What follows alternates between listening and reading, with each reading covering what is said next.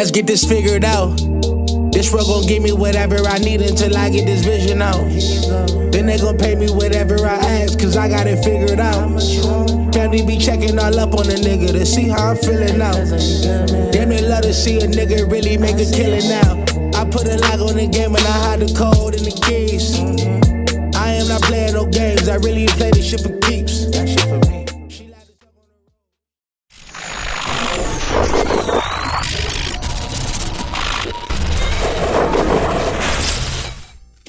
MaddenHeadz YouTube, what's going on? It is your boy, Coach DC, coming back at you today with another video. And today, man, earlier this afternoon or this morning, I released the ultimate passing trajectory tutorial. And basically, it's just basically this is like a really good, intense like breakdown of how to work things, and this is like one of those videos that's gonna last like for years, or just gonna resonate for years with guys who are really into the mechanics and how you make things happen. How do you move this button, move the stick? How do you create these scenarios? And these are like, it kind of answers a lot of questions from a mechanic standpoint that people will always ask me all the time. Like, how do you fit the ball into those spots? How do you even have the confidence to make those throws? And to me, like I said before, knowledge is power. It's like, once you know certain things, if you know how to do something, it's like you're gonna keep repeating those steps until you perfect them. And so this video is really, really in tune with how to make these things happen.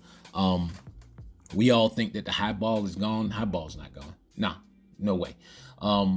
You can just control your trajectory in so many different phases and facets of the game, like your footwork, your throws, how you hit the button, all that kind of stuff. And so you just have to really understand the consistency level part of it. It's like, once you know something, you're gonna keep perfecting it in different situations until you get it down to where it becomes muscle memory. You're not thinking about it. And so a lot of these passes, I wish I could just sit and explain pass after pass after pass, but I can't, because it's like some of the stuff I don't even really think about it when I do it. And it's just all through the repetition of the mechanics and just the consistency of it. And so it's almost like it's a reaction. It's just a natural reaction on some of these plays when I see how guys being played, knowing whether you should throw a high ball, whether you should squeeze L2, whether you should use the three-finger technique. Because that actually, for my old school clients, or my clients who've been here for a while, who know what the three-finger technique is, oh yeah, if that worked great for you, back when it was really in, I would suggest you go back and look at that again, and then go and get this new video so that you can understand how to control it. The high ball is still a really effective weapon, especially if you know how to control it. And I think that's the issue that we have with a lot of these passes. It's not that we aren't throwing them the right way some of the time, but it's a matter of, do we know why passes are going a little bit too far to the left or a little bit too far to the right? And it's not always just Madden. Yeah, the game is what it is, but that's what this stuff is. This stuff is a workaround so that you can have less of those Madden moments where the game is just absolutely just crashing out on you and causing you games and turnovers and all that kind of stuff. And again, most of everything basically that I put out in terms of virtual or anything of that nature, everything is going to work in both games, basically college and the Madden. There are certain little tweaks and things that are different in the college, but there's really no difference, or not that much of a difference from a mechanical standpoint in how things work on the game. It's two different games, but kind of still works the same way. Having control of your trajectory it's just so many different options you have as a passer. And once you know how to really just kind of get your feet set, like I said, passing becomes easy. It becomes like, okay, It's just a matter of, all right, is the receiver going to run the route? Am I going to get the time to make the throw that I want to make?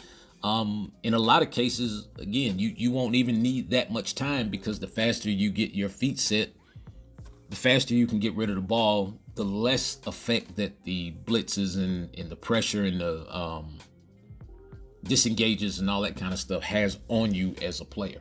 And so you just have to learn how to, what's important. What's important when you throw the ball? Is it the button? Is it the stick? Is it your footwork? Is it your arm strength? Is it, all of these things are discussed, but the simple answer is that you want to make whatever quarterback you have the best that he can be to his abilities. So it's not like you're going to change quarterbacks in the middle of the game, or at least most of us. If you have that quarterback, it's Madden, you're probably sticking with him. And so you have to learn what that quarterback does well, what's his strengths and weaknesses in terms of making throws. And then once you learn that, and then you get the trajectory mechanics down, it's only going to improve from that point. Trust me, you will not go backwards in terms of your mechanics and how you do things. You will only go forward. This I can promise you.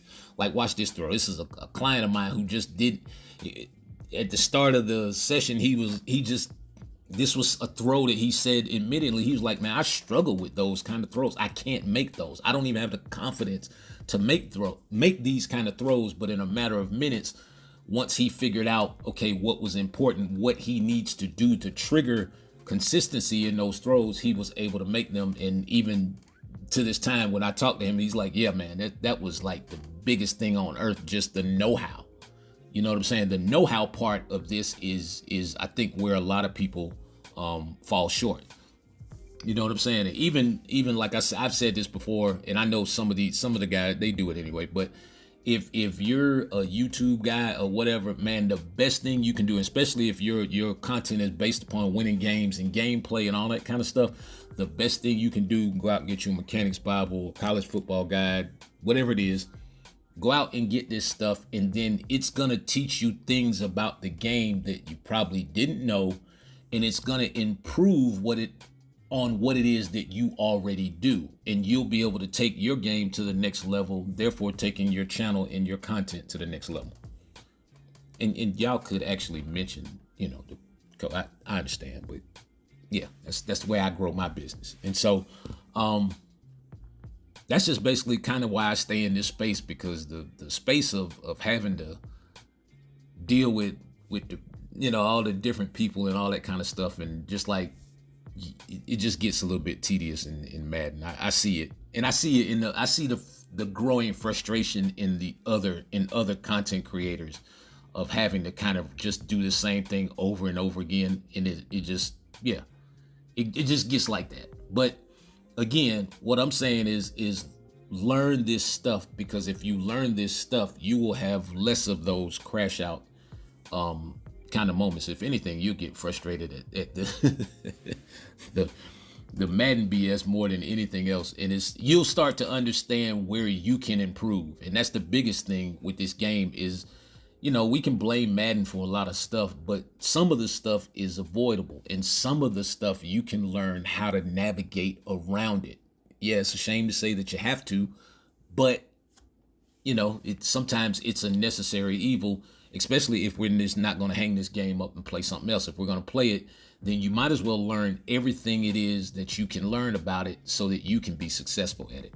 To me, that's what I do with the mechanics. It's like I just put it out there, and then I keep perfecting it. And so a day comes where I may have to tweak and change, and according to all the things that happen with the game. But the thing is, the base part of the mechanics stay the same. And so to me, that's just the biggest part, is learning the muscle memory, so that no situation is actually foreign to you in terms of your reaction on the stick and reaction on the buttons and all that kind of stuff. Get your guides, man. If you don't know, you better go find out, because this is the future. These books are the future. I guarantee you. Anyway, man, it's your boy Coach. I'm out.